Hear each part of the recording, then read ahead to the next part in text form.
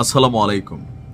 আজকের ভিডিওটা দল, মত, ধর্ম, বর্ণ নির্বিশেষে সবাই শেয়ার করবেন। বিশেষ করে এই ছবিটা যেটা আপনারা দেখছেন, ভাই তুমি কি কোনো আসলে ভালো বাবা মায়ের গর্ভ থেকে জন্মগ্রহণ করেছো? তুমি এই যে ছবিটা তুলেছো, আমি জানি না, এখন তো আসলে ফেসবুকে হচ্ছে কি এআই এবং রিয়েলিটির মধ্যে বোঝা আমাদের মতন যারা কন্টেন্ট ক্রিয়েটর আছে তাদের জন্য কিন্তু কষ্টকর হয়ে যায়। যদি এই ছবিটা প্রকৃত কোনো চেহারার অধিকারী মানুষ করে থাকে, নিশ্চয়ই আপনারা সারা বাংলাদেশে ভিডিওটা শেয়ার করে দিবেন, যেন প্রকৃত ব্যক্তি দেশে থাকুক বিদেশে থাকুক যেইখানেই থাকুক, যেই জায়গায় থাকুক, তার বিরুদ্ধে সেই দেশে বসবাসকারী প্রত্যেকটা বাঙালি প্রতিবাদ করবেন, তার বিরুদ্ধে স্থানীয়ভাবে লোকাল থানায় অভিযোগ করবেন এবং রাষ্ট্রীয় মাধ্যমে তাকে বাংলাদেশে এনে সাজা দেওয়া উচিত। বেগম খালেদা জিয়ার মৃত্যুর পর এই ছবিটা যখন সামনে আসছে, এটা বিকৃত মেন্টালিটি ছাড়া আমার কাছে আর কোনো কিছুই মনে হয়নি।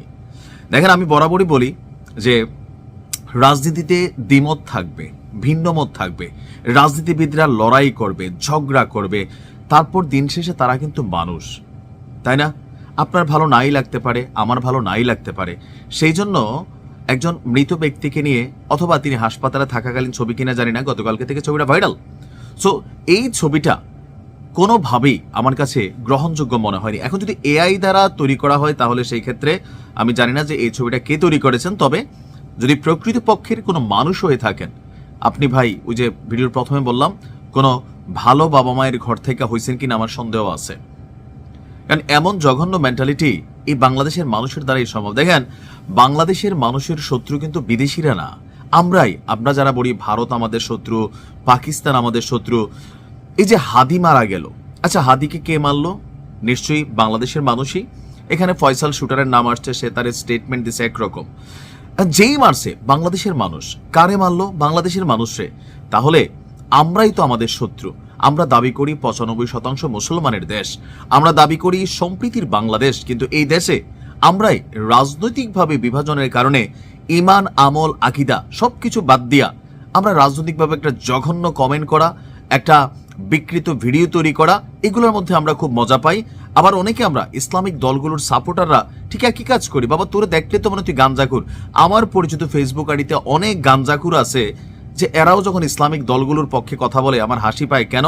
কারণ তোরে দেখলেই তো বোঝা যায় যে তুই কি, আর তুই ওই দলটার তো তুই বাবা নষ্ট সাপোর্টার, তোর সাপোর্ট করা উচিত না। দেখেন, এই ঘটনাগুলো আমি কোনোভাবে মেনে নিতে পারি না। আমি মনে করি যে রাজনীতিতে স্বচ্ছতা থাকা দরকার, সম্প্রীতি থাকা দরকার।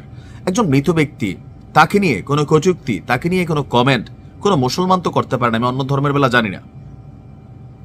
আপনি দাবি করবেন আপনি একজন মুসলিম, আপনি দাবি করবেন যে আপনি একজন বাংলাদেশি ভালো, বাকিরা সব আমরা খারাপ, অন্যান্য রাজনৈতিক দলগুলো খারাপ। তো আপনি ব্যক্তিগত জায়গা থেকে এই ছবিটাকে কিভাবে পোস্ট করলেন, এবং কি এটার পক্ষে অনেকে এসে কমেন্টে কমেন্ট করলেন?